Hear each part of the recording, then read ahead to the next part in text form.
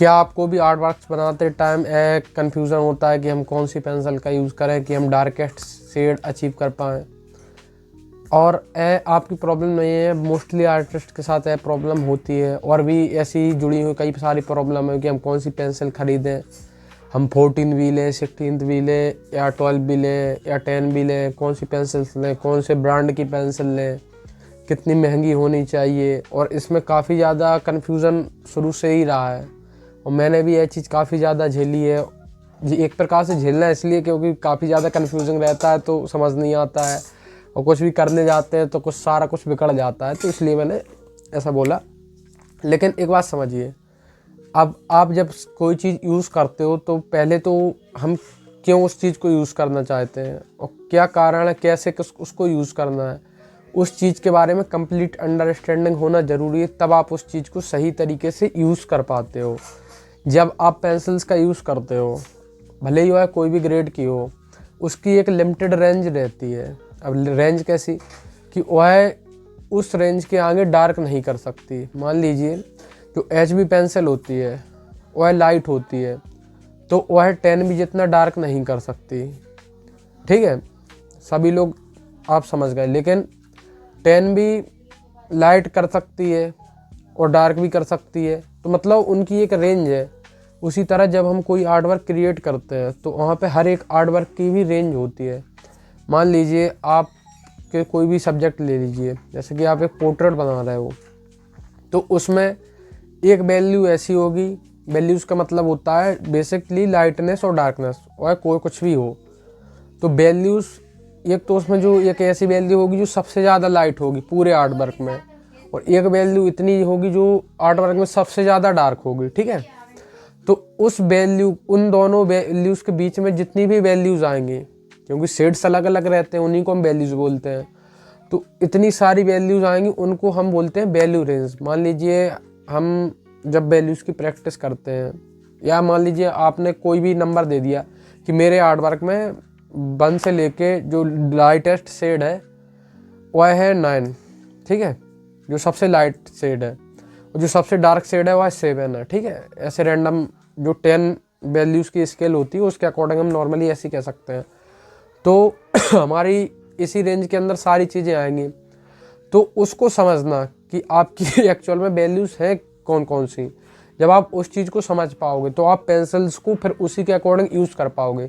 मान लीजिए जो सबसे डार्क वैल्यू है वह हमारी 1 नंबर की वैल्यू है, सॉरी 7 नंबर की वैल्यू है, और सबसे डार्क है जो लाइट है जो 1 नंबर की वैल्यू है। तो 7th नंबर की वैल्यू के लिए अगर मैं 10B पेंसिल यूज़ कर रहा हूँ तो वह इनफ रहेगी हमारे लिए, उसके आगे शेड हमें किसी की ज़रूरत नहीं पड़ेगी। फिर हम उसी से कंपेयर करके, जिसको हम बोलते हैं कंपेरेटिव मेजरमेंट, ड्राइंग में भी अप्लाई होता है, वैल्यूज़ में भी अप्लाई होता है। तो हम एक दूसरे से कंपेयर करते हैं, हाँ ये इतना डार्क, तो ये क्या इससे ज़्यादा डार्क है या इससे कम डार्क है। तो उस चीज़ को लेके हम फिर सारी चीज़ों को, जो सारी वैल्यूज़ हैं उनकी प्लेसमेंट करते हैं, और इन सारी चीज़ों को समझने के लिए हम वैल्यू स्केल की प्रैक्टिस करते हैं। अब वैल्यू स्केल क्या होती है उसके बारे में थोड़ा समझते हैं। देखिए, जब भी आप गार्डन में जाओ या कहीं बहुत सारी चीज़ें रखी हों, या नॉर्मली आप कहीं भी बैठे हो, तो अपनी आसपास की चीज़ों को देखना गौर से, उनमें कितनी सारी लाइटनेस डार्कनेस है। अगर आप मेरे फेस को ही देख लीजिए तो इसमें भी कई सारी लाइटनेस डार्कनेस एक जैसी चीज़ें नहीं है। लेकिन एज अ बिगनर हम केवल 2 चीज़ें समझते हैं कि हाँ एक ब्लैक कलर होता है, एक वाइट कलर होता है। वाइट हमारा पेपर रहता है, ब्लैक हमारी पेंसिल रहती है, और हम आर्ट वर्क बना लेते हैं।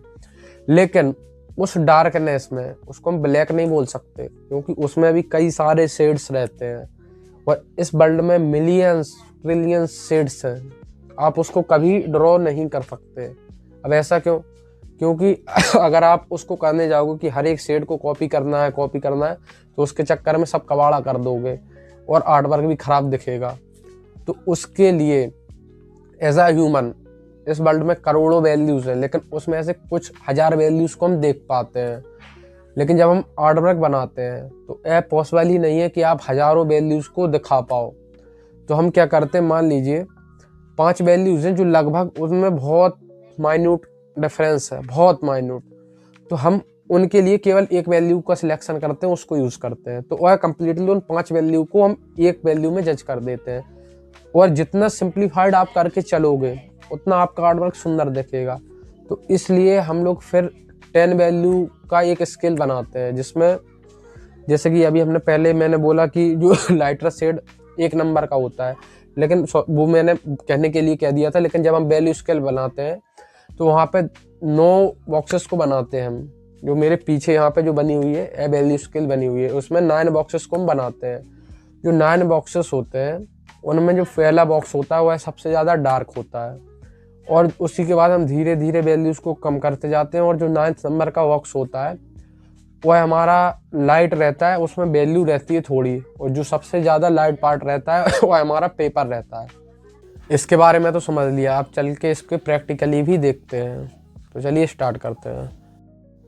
आपको जो अपना सेटअप है उसको वर्टिकली रखना है। अब वर्टिकली मैं हमेशा ही बोलता हूँ, क्योंकि उससे हमें जो अपनी ड्राइंग करो चाहे आप वैल्यू दो, उससे उसकी जो वैल्यूज़ को आप सही से जज कर पाते हो। क्योंकि जब आप हॉरिजॉन्टली टेबल पर लेटा के रखते हो तो उससे बल्ब वगैरह या लाइट की शाइनिंग पड़ती है, जिससे कुछ एरियाज डार्क रह जाते, कुछ लाइट रह जाते हैं, तो ओवरऑल वैल्यू फ्लैट नहीं हो पाती है।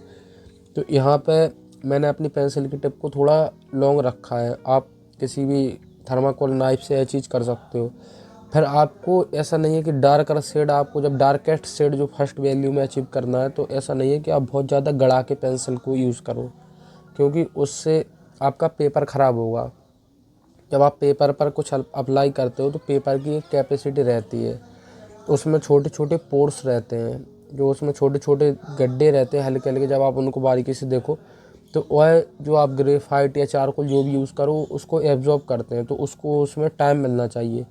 लेकिन जब आप पेपर पर बहुत ज़्यादा रगड़ देते हो तो फिर उसके बाद जब आप नेक्स्ट लेयर देने जाते हो तो वह बहुत अच्छे से नहीं हो पाती है, क्योंकि आपका फिर जो सरफेस है वह बहुत ज़्यादा चिकना हो जाता है। ग्रेफाइट या चारकोल की वजह से उसके जो पोर्स हैं वह सारे ख़त्म हो जाते हैं, तो आप फिर जितना डार्क अचीव करना चाहते हो वह नहीं कर पाते हो। इसलिए आपको धीरे धीरे एक एक लेयर्स के साथ काम करना है। अभी हम फर्स्ट लेयर दे रहे हैं, तो यहाँ पे जब हम डार्केस्ट शेड अचीव करते हैं हम थोड़ा प्रेशर लगा के कर सकते हैं, क्योंकि वैल्यू स्केल का मतलब केवल वैल्यूज़ को समझना नहीं है।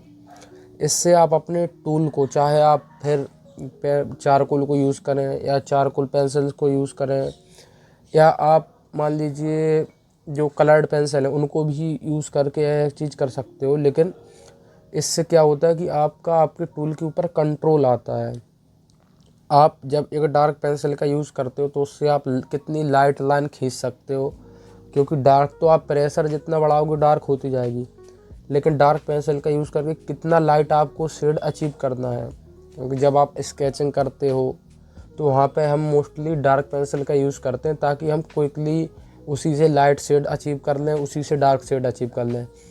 तो जब आप यहाँ पे कंट्रोल पा जाते हो अपने टूल के ऊपर, तो वहाँ पे वह सारी चीज़ें रिफ्लेक्ट होती हैं, और उससे फिर आप जो स्केचेस बनाते हो, क्विकली जो ड्राइंग्स करते हो, वह बहुत ज़्यादा अट्रैक्टिव दिखती हैं। और जब आप फाइनल वर्क्स भी बनाते हो, जहाँ पे आप किसी का पोर्ट्रेट बना रहे हो या फिगर बना रहे हो, या बहुत से लोग, सबके अलग अलग इंटरेस्ट रहते हैं, कोई एनिमल्स को ड्रॉ करता है, तो वहाँ पे जो वैल्यूज़ रहती हैं उनको कैसे अरेंज करना है, कैसे उनकी प्लेसमेंट करनी है, कैसे तरीका सही क्या है। क्योंकि मोस्टली लोग क्या गड़बड़ करते हैं कि वह जूम कर लेते हैं फ़ोटो को, जिसकी वजह से जो बहुत ज़्यादा वैल्यू लाइट भी रहती है वह भी डार्क दिखने लगती है। और फिर जब जूम आउट करते हैं तो कुछ एरिया से डार्क दिखते हैं, कुछ लाइट दिखते हैं, हमारी ओवरऑल जो ड्राइंग है ख़राब हो जाती है। तो उस चीज़ को सॉल्व करने के लिए जब आप इस चीज़ को, इस वैल्यू स्केल की प्रैक्टिस करोगे, तो उससे आप जो वैल्यूज़ है उनको जज अच्छे से कर पाओगे। जब आप ये चीज़ करो तो यहाँ पे जैसे कि मैं डार्क पेंसिल यूज़ कर रहा हूँ, 6B या 8B पेंसिल का मैं यूज़ कर रहा हूँ, तो आपको ऐसा नहीं है कि जो मैं कर रहा हूँ वही करो। आप 10 भी करना चाहो तो वह कर सकते हो, क्योंकि मेन गोल हमारा है डार्कनेस को अचीव करना। तो हम अपने अकॉर्डिंग कोई भी पेंसिल यूज़ कर सकते हैं। बस आपको इतना ध्यान रखना है कि अपनी पेंसिल को बार बार शार्प करते जाना है, क्योंकि उसमें जो पेपर में जो छोटे छोटे गड्ढे रह जाते हैं, वह जब पेंसिल थोड़ी मोटी सी हो जाती है घिस घिस के, तो उससे वह भर नहीं पाते, जिसकी वजह से हम फ्लैट वैल्यू नहीं अचीव कर पाते। तो इस चीज़ का बहुत ज़्यादा ध्यान रखना। अब पेंसिल को शार्प कैसे, थोड़ा उसको थर्माकोल कटर से उसको थोड़ा छील लेना। फिर उसके बाद जो सैंड पेपर आता है, महीन वाला सैंड पेपर आता है, इजीली किसी भी हार्डवेयर की शॉप पे मिल जाएगा, तो उसको लेके आइए और उस पर उसको रब करते जाइए, तो उससे आप अपने अकॉर्डिंग बहुत महीन टिप भी पा सकते हो। तो इस चीज़ को ख़ास तौर पर करते जाइएगा। मैं भी यह चीज़ कर रहा हूँ, लेकिन मैं उन पार्ट्स को कट कर दे रहा हूँ, कट कर दिया इस वीडियो में, क्योंकि उससे वीडियो काफ़ी ज़्यादा लेंदी हो जाता है। अब यहाँ पे आपको ये देखना है कि जो आपकी वैल्यू है वह सेम ही रहे। सेम मतलब हम पहले भी एक वीडियो मैंने अपलोड किया जिसमें मैंने फ्लैट वैल्यू को बहुत डीपली समझाया है। वो प्रैक्टिकली उसमें डेमो भी है कि किस तरह से फ्लैट वैल्यू होती है, क्या होती है, कैसे अचीव करना है। बेसिकली फ्लैट वैल्यू का मतलब होता है कि पूरे बॉक्स में कहीं भी लाइटनेस या डार्कनेस ना हो, समान एक जैसी वैल्यू हुई रहे। अब ऐसा क्यों? क्योंकि जितनी सारी चीज़ें आप देखते हो, हर एक चीज़, जैसे कि आप मान लीजिए एक वाइट कलर की शर्ट देख रहे हो या मान लीजिए एक ब्लैक शर्ट देख रहे हो, तो उसमें एक ऐसा शेड रहेगा जो कम्प्लीटली पूरी शर्ट को कवर कर लेगा, ठीक है। फिर उसके बाद लाइट जैसे पड़ेगी तो उसमें कुछ एरियाज उससे थोड़े लाइट होंगे, कुछ एरियाज उससे थोड़ा डार्क होंगे। लेकिन अगर हम डायरेक्टली उन डार्क और लाइट एरियाज़ को देख लेंगे तो उससे हमारी वैल्यू को बहुत ज़्यादा इम्पेक्ट पड़ेगा। क्योंकि कई बार ऐसा होता है जब हम केवल लाइट एरिया को देखते हैं तो वह हमें बहुत ज़्यादा लाइट दिखता है, या हम डार्क एरिया को देखते हैं तो वह हमें बहुत ज़्यादा डार्क दिखता है।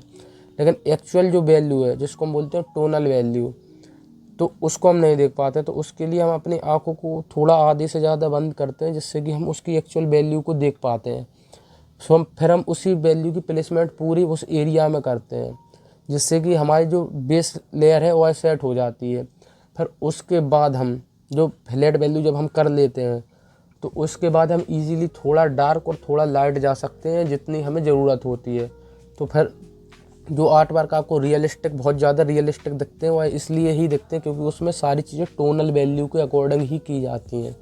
तो जब आप इस चीज़ को करोगे और जो फ्लैट वैल्यू को अच्छे से करने लग जाओगे तो फिर उसके बाद आपका इम्पैक्ट वहाँ पे दिखाई देगा। अब यहाँ पे मैं HB और 2B पेंसिल्स का यूज़ कर रहा हूँ, क्योंकि जो 10B 8B 6B पेंसिल्स होती हैं उनकी लिड थोड़ी सॉफ्ट रहती है इन पेंसिल्स के कंपैरिजन में। तो वह जल्दी से घिस जाती हैं और साथ में वह उतना ज़्यादा जो छोटे छोटे पोर्स होते हैं उनको नहीं भर पाती है। अब यहाँ पे HB और 2B पेंसिल की हेल्प से वह छोटे छोटे पोर्स भी इजीली भर जाते हैं। तो इससे जैसे कि आप यहाँ पे देख सकते हो कितनी ज़्यादा एक फ्लैट वैल्यू हमें दिख रही है। तो यह चीज़ आप इजीली कर पाओगे उससे।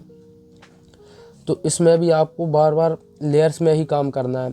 अब लेयर्स कैसे दी जाती हैं उसको थोड़ा इस तरह से समझो कि जैसे कि अभी हम यहाँ पे दूसरे बॉक्स में कर रहे हैं, तो यहाँ पे अभी हम वर्टिकली पेंसिल को चला रहे हैं, लेकिन जब हम दूसरा लेयर देंगे, अगर हम वर्टिकली भी इसको दे सकते हैं, लेकिन अगर हम थोड़ा और डार्क अचीव करें तो हम वहाँ पे फिर हॉरिजॉन्टली भी देंगे, एंगल अलग अलग एंगल्स में भी पेंसिल को चलाएंगे। मतलब लेयर्स में सीधी बात ऐसी है कि आप हर लेयर में अपने पेंसिल की डायरेक्शन को चेंज करोगे, क्योंकि जो पोर्स रहते हैं वह अलग अलग डायरेक्शंस में रहते हैं, क्योंकि रैंडम रहते हैं। जो पेपर में पोर्स रहते हैं थोड़ा बहुत टेक्सचर रहता है, एकदम स्मूथ पेपर रहता है या टेक्सचर रहता है उसमें थोड़ा बहुत रहता है। तो उसमें आप जो पोर्स रहते हैं वह एक ही डायरेक्शन में पेंसिल चलाने से नहीं भरते हैं।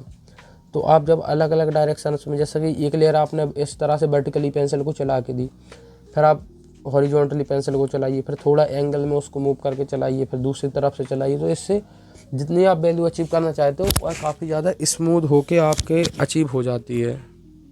अब जब वैल्यू स्केल को आप बनाओ तो एक चीज़ और ध्यान रखना कि हर एक बॉक्स में वैल्यू कम होती जाएगी, और हमारे पास केवल 9 बॉक्सेस हैं, केवल 9।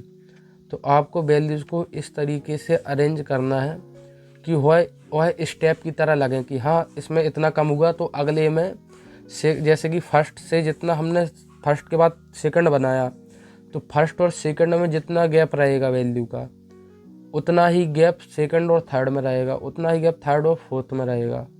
तो उससे एक ऐसा लगना चाहिए कि हाँ एक एक स्टेप वैल्यू कम होती जा रही है। और जब आप 9th नंबर के बॉक्स को करोगे तो उसके बाद फिर हमारा पेपर रहेगा जो कि वाइट रहेगा कम्प्लीटली, उसमें कोई वैल्यू नहीं रहेगी। और ओवरऑल आप जब भी कोई चीज़ देखो तो उसमें कोई चीज़ कम्प्लीटली वाइट होती ही नहीं है, उसमें थोड़ी बहुत वैल्यू रहती ही है। इसलिए इन चीज़ों को जब आप अप्लाई खुद से करोगे, यहाँ पे मैं दिखा रहा हूँ करके, अब यहाँ पे देखिए मैं थोड़ा एंगल में पेंसिल को चला रहा हूँ। अब जब आप पेंसिल को यूज़ करोगे तो उसमें बीच बीच में कहीं कहीं थोड़ा थोड़ा डार्क डॉट लगेंगे, तो उनको आपको नीडेबल इरेज़र आती है, कोई भी ब्रांड के ले सकते हो, वह इसलिए क्योंकि उससे आप इजीली उन छोटे छोटे डॉट्स को भी मिटा सकते हो।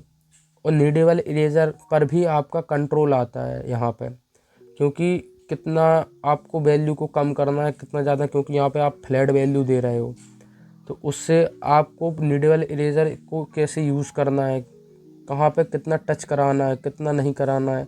मान लीजिए यहाँ पे अगर जैसे कि डार्क वैल्यू हो गई थोड़ी, तो उसको कितना लाइट करना है, उस चीज़ में आप नीडेबल इरेज़र को यहाँ पे यूज़ करते हो, उस नीडेबल इरेज़र के ऊपर भी आपका कंट्रोल आता है। अब यहाँ पे मैं पेंसिल को दोबारा से यूज़ कर रहा हूँ। अब जैसे कि एक दो लेयर लगाने के बाद जो छोटे छोटे डार्क पॉइंट्स रहते हैं उनको हटाना इसलिए ज़रूरी है ताकि आप जब अगली लेयर दो तो उसमें जो वैल्यू है वह सही दिख सके। अब यहाँ पे देखिए मैं धीरे धीरे नेक्स्ट लेयर को भी ऐड करता जा रहा हूँ। यह चीज़ भले ही कुछ लोगों को बोरिंग लग सकती है, लेकिन मुझे तो उसमें काफ़ी ज़्यादा मज़ा आता है, क्योंकि थोड़ा कुछ नई चीज़ रहती है तो उसमें करने में भी मज़ा आता है।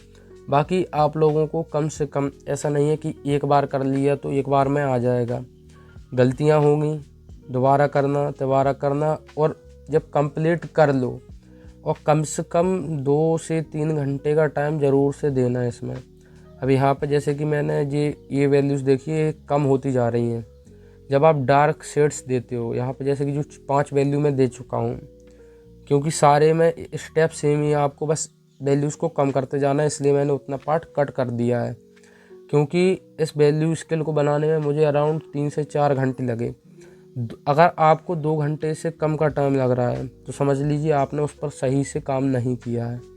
क्योंकि जब आप फ्लैट वैल्यूज़ देते हो और वैल्यू स्केल को बनाते हो तो कम से कम 2 से 3 घंटे लगना नॉर्मल सी बात है, और उसमें भी आप फिर कितना ज़्यादा अच्छे से उसको रेक्टिफाई कर सकते हो। अगर आपको यह लगे कि हाँ मैं आगे वैल्यूज़ देता जा रहा हूँ लेकिन कुछ पीछे की वैल्यू में सुधार हो सकता है, तो उसको सुधारिएगा, क्योंकि अभी आपकी लर्निंग स्टेज है। यहाँ पे अगर आप चीज़ों को जितना ज़्यादा स्ट्रॉन्ग करके चलोगे आगे उतना ही अच्छा आपको रिजल्ट्स मिलेंगे। अब यहाँ पे जो मैं 6th नंबर की वैल्यू दे रहा हूँ, तो यहाँ पे मैं डायरेक्ट बहुत ज़्यादा डार्क पेंसिल का यूज़ नहीं कर रहा हूँ कि 8 भी 10 भी।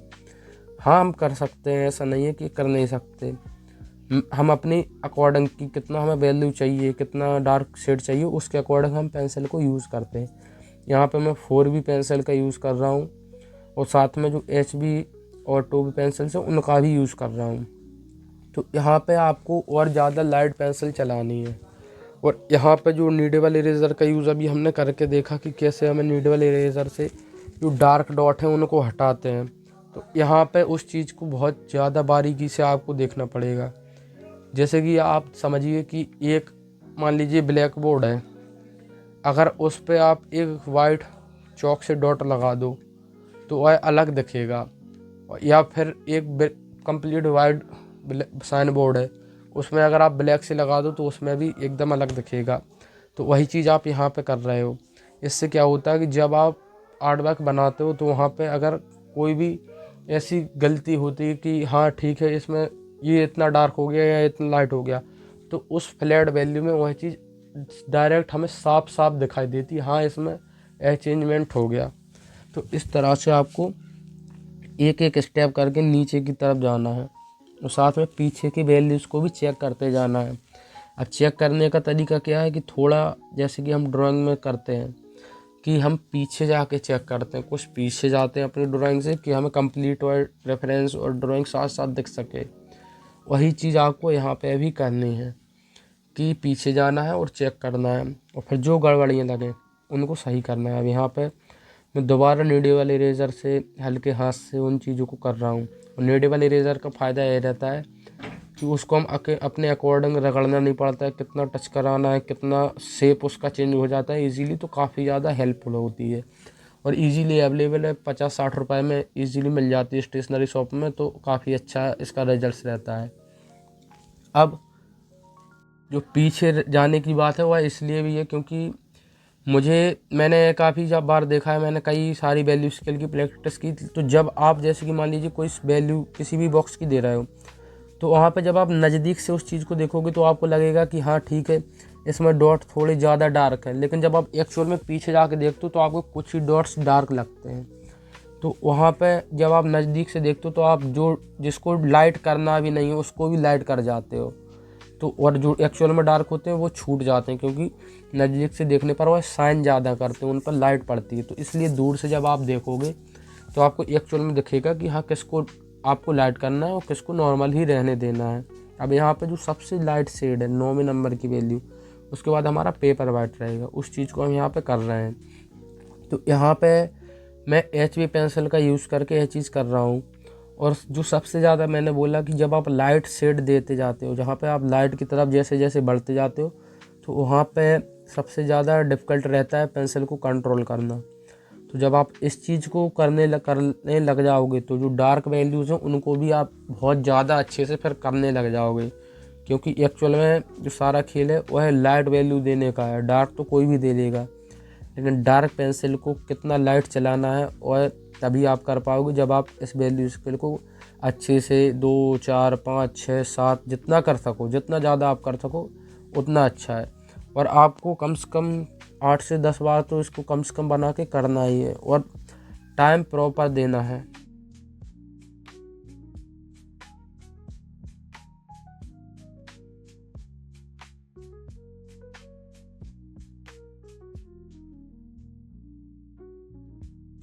इतना वीडियो आपने देख लिया तो आई होप कि आपको काफ़ी ज़्यादा क्लैरिटी मिली होगी वैल्यूज़ को लेकर। तो मैं अपना एक इंट्रोडक्शन दे देता हूँ। मैंने स्टार्टिंग में इसलिए नहीं दिया कि क्योंकि पहले आप जो एक्चुअल में मैं बताना चाह रहा हूँ उसको समझो। मेरा नाम आदर्श है और मैं काफ़ी टाइम से इस फील्ड में वर्क कर रहा हूँ। तो मैंने ये चैनल इसलिए बेसिकली स्टार्ट किया है कि जो फंडामेंटल्स हैं आर्ट के उसको लेके काफ़ी ज़्यादा मुझे कन्फ्यूजन हुआ था। तब मैंने कुछ ट्रेनिंग्स ज्वाइन की जिसमें जो बेसिक मेरे काफ़ी ज़्यादा क्लियर हुए। 102 साल तक मैंने उन पर अच्छे से काम किया। उसी के बेस पर मैं ये सारी नॉलेज है जो शेडिंग, कलरिंग या जो ड्राइंग जहाँ पे हम स्ट्रक्चर बनाते हैं, वह सारी चीज़ें बेस को लेके हुए मैं यह सारे वीडियोस बना रहा हूँ, ताकि आप जैसे लोग, जितने भी सारे लोग जिनको मुझ जैसी जो प्रॉब्लम जो मोस्टली हर एक आर्टिस्ट के साथ रहती है वह क्लियर हो सके। और जैसा कि अभी हमने वैल्यू स्केल के बारे में समझा, तो इसमें 1-2 पॉइंट जो मेन है उनको ज़रा ध्यान रखिएगा कि एक तो जो वैल्यू रेंज, क्योंकि हर एक पेंसिल की रेंज रहती है। तो स्टार्टिंग में कुछ ज़्यादा महंगे टूल के भाई 500-600 रुपए की पेंसिल्स इनकी लेने की ज़रूरत नहीं है। यहाँ पे मैंने नॉर्मल जो आर्टलाइन की पेंसिल यूज़ की है 70-80 रुपए की आती है, उनको यूज़ कर सकते हो। बाकी जो और भी ब्रांड है जैसे कि कैमलिन आते हैं, फेबर कैस्टल आते हैं, वो भी सही आते हैं, तो उनको भी आप यूज़ कर सकते हो। वो भी ऐसे ही 50-60 रुपए में अवेलेबल है। और एक और चीज़, यहाँ पे फिर आपको जो डार्क पेंसिल है कि हम 14वीं 16वीं मिलती नहीं है, उस वो प्रॉब्लम भी सॉल्व होगी। साथ में एक और प्रॉब्लम सॉल्व होगी कि लोग कहते हैं कि हम हाईलाइटिंग पॉइंट कैसे दें, वाइट कलर का यूज़ करें या कौन सा पेन लें या मार्कर लें। तो वह चीज़ भी आपकी सॉल्व हो जाएगी, क्योंकि यहाँ पे जो लाइटेस्ट वैल्यू है वह हमारा पेपर रहता है, जिसकी वजह से आपको फिर ना पेन की ज़रूरत पड़ेगी, किसी वाइट कलर की ज़रूरत पड़ेगी। तो यह सारी प्रॉब्लम आपकी इजीली सॉल्व हो जाएगी जब आप इस चीज़ को कर लोगे। तो हम फिर आगे इसको प्रैक्टिकली सब्जेक्ट पे अप्लाई करके भी देखेंगे आने वाले वीडियोज़ में। तो इस चैनल से कनेक्टेड रहिएगा और इस वीडियो को अपने किसी भी आर्टिस्ट फ्रेंड को जरूर से शेयर कीजिएगा, ताकि जो इसकी जो इंगेजमेंट है वह बढ़े और ज़्यादा आर्टिस्ट के पास यह वीडियो पहुंच सके और उनकी हेल्प भी हो सके। तो अब चलिए मिलते हैं नेक्स्ट वीडियो में, तब तक अच्छे से प्रैक्टिस करिएगा।